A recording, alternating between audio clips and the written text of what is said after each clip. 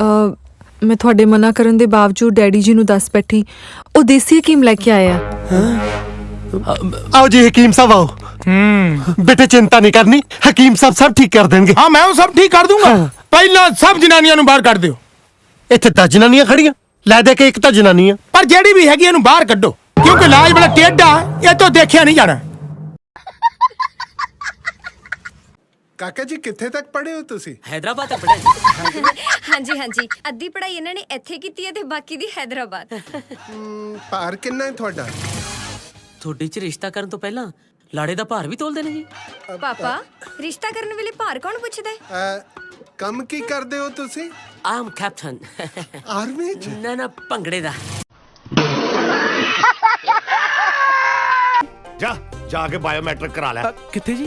ਇਹ ਨਾਲ ਦੇ ਕਮਰੇ 'ਚ। अच्छा जी नाल दे कमरे च? ਨਹੀਂ ਹੋਰ ਨਾਸਾ ਕੋ ਕਰਾ ਕੇ ਲਿਆਉਣੀ ਮੈਂ ਤੇਰੀ। ठीक है जी मैं करवा लेंगी। ਉਹ ਆਪਣਾ ਗੱਲ ਸੁਣ, हाँ जी ਤੇ ਉਹ 1500 ਪਾਉਂਡ 1500 ਇਕੱਠਾ ਦੇਣਾ ਤੇ ਔਖਾ ਜੀ।